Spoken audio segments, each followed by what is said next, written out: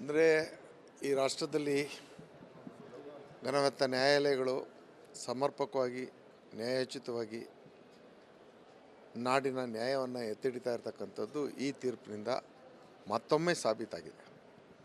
ಅತ್ಯಂತ ಗೌರವದಿಂದ ಈ ತೀರ್ಪನ್ನು ಸ್ವಾಗತಿಸೋದ್ರ ಜೊತೆ ಈ ರಾಜ್ಯದ ಎಲ್ಲ ವರ್ಗದ ಬಡವರ ಕಲ್ಯಾಣ ಕಾರ್ಯಕ್ರಮಗಳ ಜೊತೆಯಲ್ಲಿ ಗ್ಯಾರಂಟಿ ಯೋಜನೆಗಳ ಜೊತೆಯಲ್ಲಿ ಸಾಮಾಜಿಕ ನ್ಯಾಯದ ಪರಿಕಲ್ಪನೆಯ ಹರಿಕಾರನಾಗಿ ಈ ರಾಜ್ಯದ ಅಭಿವೃದ್ಧಿಯನ್ನು ಸರ್ವ ರೀತಿಯಲ್ಲಿ ಆಡಳಿತಕ್ಕೆ ಬಂದಾಗಲೆಲ್ಲ ನಾಡು ಅಭಿವೃದ್ಧಿಯತ್ತ ಹೆಜ್ಜೆ ಇಡುವುದನ್ನು ನಾವಷ್ಟೇ ಅಲ್ಲ, ನಾಡಿನ ಎಲ್ಲ ಜನತೆ ಗಮನಿಸಿದ್ದಾರೆ. ಅಂಥ ನಮ್ಮ ಮುಖ್ಯಮಂತ್ರಿ ಸಿದ್ದರಾಮಯ್ಯನವ್ರನ್ನ ಯಾರೂ ಕೂಡ ತಮ್ಮ ಒಂದು ಕಪೋಲಕಲ್ಪಿತ ವಿಚಾರಗಳನ್ನ ಇಟ್ಕೊಂಡು ಅವ್ರನ್ನ ಅಲುಗಾಡಿಸಲಿಕ್ಕೆ ಸಾಧ್ಯ ಇಲ್ಲ. ಈ ರಾಜ್ಯದ ಜನತೆ ಮತ್ತು ಅವರ ದಿಟ್ಟ ಹೆಜ್ಜೆ,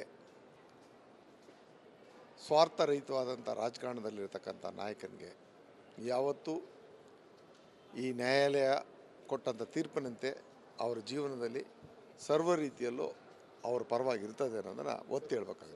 ಅದನ್ನು ನೀವೇ ವ್ಯಾಖ್ಯಾನಿಸಿ, ನಾವು ಹೇಳೋದಕ್ಕಿಂತ ನೀವೇ ವ್ಯಾಖ್ಯಾನಿಸಿ. ಈ ಪ್ರಕರಣ ಯಾವ ಅವಧಿದು ಅನ್ನೋದನ್ನು ನೀವೇ ವ್ಯಾಖ್ಯಾನಿಸಿ. ಯಾಕೆಂದರೆ ಸಿದ್ದರಾಮಯ್ಯನವರ ಆಡಳಿತಾವಧಿಯಲ್ಲಿ ನಡೆದಂಥ ವಿಚಾರಗಳೇನಾದ್ರು ಇದ್ದರೆ ನಾವು ಕೂಡ ಆ ವಿಚಾರನ ಪ್ರಸ್ತಾಪ ಮಾಡೋದಿಲ್ಲ. ಇದು ಸಂಪೂರ್ಣ ದೂರುದಾರನ ಹಿನ್ನೆಲೆ ಗಾಯಕರು ಯಾರೋ ಮತ್ತು ಯಾವ್ಯಾರು ನಾಯಕರುಗಳು ಅವ್ರ ಹಿಂದೆ ಇದ್ದಾರೋ ಎಲ್ಲವೂ ಕೂಡ ಈ ಸಂದರ್ಭದಲ್ಲಿ ಆಡಳಿತವನ್ನು ವಿಫಲಗೊಳಿಸಬೇಕು, ಇವರಿಗೆ ಮಸಿ ಬಳಿಬೇಕು ಅನ್ನೋ ಪ್ರಯತ್ನ ಬಿಟ್ಟರೆ ಬೇರೆ ಏನೂ ಇಲ್ಲ. ಸ್ಪಷ್ಟವಾಗಿರ್ತಕ್ಕಂಥ ತೀರ್ಮಾನವನ್ನು ಘನವೆತ್ತ ನ್ಯಾಯಾಲಯ ಮತ್ತು ನ್ಯಾಯಮೂರ್ತಿಗಳು ನೀಡಿದ್ದಾರೆ. ಅತ್ಯಂತ ಆಭಾರಿಯಾಗಿ ನಾಡಿನ ಜನತೆ ಪರವಾಗಿ ನ್ಯಾಯಾಲಯಕ್ಕೆ ನಾವು ಅತ್ಯಂತ ಗೌರವದಿಂದ ನಮ್ಮ ನಮನಗಳನ್ನ ಹೇಳಲಿಕ್ಕೆ ಬಯಸ್ತೀವಿ. ಆಮೇಲೆ ಅಲ್ಲಿ ಮಾತಾಡ್ತೀನಿ. ಈಗ ಅದನ್ನು ನಾನು ಅಲ್ಲೇ ಕರಿತೀನಿ, ಪ್ರೆಸ್ ಮೀಟ್ ಅಲ್ಲಿ ಉತ್ತರ ಕೊಡ್ತೀನಿ. ಬಟ್ ಇದನ್ನೆಲ್ಲ ನಾನು ಇಲ್ಲಿ ಚರ್ಚೆ ಮಾಡ್ತೀನಿ. ನೋಡಿ, ನಾವು ಯಾರೂ ಇದಕ್ಕೆ ತೀರ್ಪುಗಾರರಲ್ಲ. ನಾವೆಲ್ಲ ಪಕ್ಷದಲ್ಲಿರ್ತಕ್ಕಂಥ ಶಾಸಕರುಗಳು, ನಾವೆಲ್ಲರೂ ಹೈಕಮಾಂಡ್ನ ಆದೇಶಕ್ಕೆ ತಲೆಬಾಗ್ತಕ್ಕಂಥ. ಅದು ಬಿಟ್ಟು ನಾವು ಎಲ್ಲೆಲ್ಲೂ ನೀವು ಕೇಳಿದ ತಕ್ಷಣ ನಾವು ಉತ್ತರ ಕೊಡೋದು ಅಥವಾ ವೇದಿಕೆ ಮೇಲೆ ನಿಂತು ಮಾತಾಡೋದು ಇದು ಯಾವುದೂ ಥರ ಅಲ್ಲ. ಪಕ್ಷದ ಸಂಘಟನೆಯ ಪ್ರಾಥಮಿಕ ಹಂತದಿಂದ ಬೆಳೆದವನು ನಾನು. ಶಿಸ್ತು ಮತ್ತು ಪಕ್ಷದ ಸಂಘಟನೆ ವಿಚಾರದಲ್ಲಿ ಯಾರೂ ಕೂಡ ಆಗಿಂದಾಗೆ ಮಾತಾಡ್ತಕ್ಕಂಥದ್ದಲ್ಲ. ಅದು ಪಕ್ಷದ ವೇದಿಕೆ ಒಳಗೆ ನಡೀತಕ್ಕಂಥ ವಿಚಾರ. ಅಂದರೆ ಈ ರಾಷ್ಟ್ರದಲ್ಲಿ ಘನವೆತ್ತ ನ್ಯಾಯಾಲಯಗಳು ಸಮರ್ಪಕವಾಗಿ ನ್ಯಾಯೋಚಿತವಾಗಿ ನಾಡಿನ ನ್ಯಾಯವನ್ನು ಎತ್ತಿಡಿತಾ ಇರತಕ್ಕಂಥದ್ದು ಈ ತೀರ್ಪಿನಿಂದ ಮತ್ತೊಮ್ಮೆ ಸಾಬೀತಾಗಿದೆ. ಅತ್ಯಂತ ಗೌರವದಿಂದ ಈ ತೀರ್ಪನ್ನು ಸ್ವಾಗತಿಸೋದ್ರ ಜೊತೆ ಈ ರಾಜ್ಯದ ಎಲ್ಲ ವರ್ಗದ ಬಡವರ ಕಲ್ಯಾಣ ಕಾರ್ಯಕ್ರಮಗಳ ಜೊತೆಯಲ್ಲಿ ಗ್ಯಾರಂಟಿ ಯೋಜನೆಗಳ ಜೊತೆಯಲ್ಲಿ ಸಾಮಾಜಿಕ ನ್ಯಾಯದ ಪರಿಕಲ್ಪನೆಯ ಹರಿಕಾರನಾಗಿ ಈ ರಾಜ್ಯದ ಅಭಿವೃದ್ಧಿಯನ್ನು ಸರ್ವ ರೀತಿಯಲ್ಲಿ ಆಡಳಿತಕ್ಕೆ ಬಂದಾಗಲೆಲ್ಲ ನಾಡು ಅಭಿವೃದ್ಧಿಯತ್ತ ಹೆಜ್ಜೆ ಇಡುವುದನ್ನು ನಾವಷ್ಟೇ ಅಲ್ಲ, ನಾಡಿನ ಎಲ್ಲ ಜನತೆ ಗಮನಿಸಿದ್ದಾರೆ. ಅಂಥ ನಮ್ಮ ಮುಖ್ಯಮಂತ್ರಿ ಸಿದ್ದರಾಮಯ್ಯನವ್ರನ್ನ ಯಾರೂ ಕೂಡ ತಮ್ಮ ಒಂದು ಕಪೋಲಕಲ್ಪಿತ ವಿಚಾರಗಳನ್ನ ಇಟ್ಕೊಂಡು ಅವ್ರನ್ನ ಅಲುಗಾಡಿಸಲಿಕ್ಕೆ ಸಾಧ್ಯ ಇಲ್ಲ. ಈ ರಾಜ್ಯದ ಜನತೆ ಮತ್ತು ಅವರ ದಿಟ್ಟ ಹೆಜ್ಜೆ, ಸ್ವಾರ್ಥರಹಿತವಾದಂಥ ರಾಜಕಾರಣದಲ್ಲಿರ್ತಕ್ಕಂಥ ನಾಯಕನಿಗೆ ಯಾವತ್ತೂ ಈ ನ್ಯಾಯಾಲಯ ಕೊಟ್ಟಂಥ ತೀರ್ಪಿನಂತೆ ಅವರ ಜೀವನದಲ್ಲಿ ಸರ್ವ ರೀತಿಯಲ್ಲೂ ಅವ್ರ ಪರವಾಗಿರ್ತದೆ ಅನ್ನೋದನ್ನು ಒತ್ತಿ ಹೇಳ್ಬೇಕಾಗುತ್ತೆ. ಅದನ್ನು ನೀವೇ ವ್ಯಾಖ್ಯಾನಿಸಿ, ನಾವು ಹೇಳೋದಕ್ಕಿಂತ ನೀವೇ ವ್ಯಾಖ್ಯಾನಿಸಿ. ಈ ಪ್ರಕರಣ ಯಾವ ಅವಧಿದು ಅನ್ನೋದನ್ನು ನೀವೇ ವ್ಯಾಖ್ಯಾನಿಸಿ.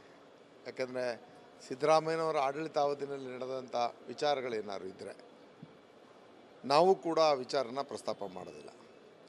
ಇದು ಸಂಪೂರ್ಣ ದೂರುದಾರನ ಹಿನ್ನೆಲೆ ಗಾಯಕರು ಯಾರೋ ಮತ್ತು ಯಾವ್ಯಾರು ನಾಯಕರುಗಳು ಅವರ ಹಿಂದೆ ಇದ್ದಾರೋ ಎಲ್ಲವೂ ಕೂಡ ಈ ಸಂದರ್ಭದಲ್ಲಿ ಆಡಳಿತವನ್ನು ವಿಫಲಗೊಳಿಸಬೇಕು, ಇವರಿಗೆ ಮಸಿ ಬಳಿಬೇಕು ಅನ್ನೋ ಪ್ರಯತ್ನ ಬಿಟ್ಟರೆ ಬೇರೆ ಏನೂ ಇಲ್ಲ. ಸ್ಪಷ್ಟವಾಗಿರ್ತಕ್ಕಂಥ ತೀರ್ಮಾನವನ್ನು ಘನತೆಯ ನ್ಯಾಯಾಲಯ ಮತ್ತು ನ್ಯಾಯಮೂರ್ತಿಗಳು ನೀಡಿದ್ದಾರೆ. ಅತ್ಯಂತ ಆಭಾರಿಯಾಗಿ ನಾಡಿನ ಜನತೆ ಪರವಾಗಿ ನ್ಯಾಯಾಲಯಕ್ಕೆ ನಾವು ಅತ್ಯಂತ ಗೌರವದಿಂದ ನಮ್ಮ ನಮನಗಳನ್ನ ಹೇಳಲಿಕ್ಕೆ ಬಯಸ್ತೀವಿ. ಆಮೇಲೆ ಅಲ್ಲಿ ಮಾತಾಡ್ತೀನಿ. ಈಗ ಅದನ್ನು ನಾನು ಅಲ್ಲೇ ಕರಿತೀನಿ, ಪ್ರೆಸ್ ಮೀಟ್ ಅಲ್ಲಿ ಉತ್ತರ ಕೊಡ್ತೀನಿ. ಬಟ್ ಇದನ್ನೆಲ್ಲ ನಾನು ಇಲ್ಲಿ ಚರ್ಚೆ ಮಾಡ್ತೀನಿ. ನೋಡಿ, ನಾವು ಯಾರೂ ಇದಕ್ಕೆ ತೀರ್ಪುಗಾರರಲ್ಲ. ನಾವೆಲ್ಲ ಪಕ್ಷದಲ್ಲಿರ್ತಕ್ಕಂಥ ಶಾಸಕರುಗಳು. ನಾವೆಲ್ಲರೂ ಹೈಕಮಾಂಡ್ನ ಆದೇಶಕ್ಕೆ ತಲೆಬಾಗ್ತಕ್ಕಂಥವ್ರು. ಅದು ಬಿಟ್ಟು ನಾವೆಲ್ಲೆಲ್ಲೂ ನೀವು ಕೇಳಿದ ತಕ್ಷಣ ನಾವು ಉತ್ತರ ಕೊಡೋದು ಅಥವಾ ವೇದಿಕೆ ಮೇಲೆ ನಿಂತು ಮಾತಾಡೋದು ಇದು ಯಾವುದೂ ಥರ ಅಲ್ಲ. ಪಕ್ಷದ ಸಂಘಟನೆಯ ಪ್ರಾಥಮಿಕ ಹಂತದಿಂದ ಬೆಳೆದವನು ನಾನು. ಶಿಸ್ತು ಮತ್ತು ಪಕ್ಷದ ಸಂಘಟನೆ ವಿಚಾರದಲ್ಲಿ ಯಾರೂ ಕೂಡ ಆಗಿಂದಾಗೆ ಮಾತಾಡ್ತಕ್ಕಂಥದ್ದಲ್ಲ. ಅದು ಪಕ್ಷದ ವೇದಿಕೆ ಒಳಗೆ ನಡೀತಕ್ಕಂಥ ವಿಚಾರ. ಅಂದರೆ ಈ ರಾಷ್ಟ್ರದಲ್ಲಿ ಘನವೆತ್ತ ನ್ಯಾಯಾಲಯಗಳು ಸಮರ್ಪಕವಾಗಿ ನ್ಯಾಯೋಚಿತವಾಗಿ ನಾಡಿನ ನ್ಯಾಯವನ್ನು ಎತ್ತಿಡಿತಾ ಇರತಕ್ಕಂಥದ್ದು ಈ ತೀರ್ಪಿನಿಂದ ಮತ್ತೊಮ್ಮೆ ಸಾಬೀತಾಗಿದೆ. ಅತ್ಯಂತ ಗೌರವದಿಂದ ಈ ತೀರ್ಪನ್ನು ಸ್ವಾಗತಿಸೋದ್ರ ಜೊತೆ ಈ ರಾಜ್ಯದ ಎಲ್ಲ ವರ್ಗದ ಬಡವರ ಕಲ್ಯಾಣ ಕಾರ್ಯಕ್ರಮಗಳ ಜೊತೆಯಲ್ಲಿ, ಗ್ಯಾರಂಟಿ ಯೋಜನೆಗಳ ಜೊತೆಯಲ್ಲಿ, ಸಾಮಾಜಿಕ ನ್ಯಾಯದ ಪರಿಕಲ್ಪನೆಯ ಹರಿಕಾರನಾಗಿ ಈ ರಾಜ್ಯದ ಅಭಿವೃದ್ಧಿಯನ್ನು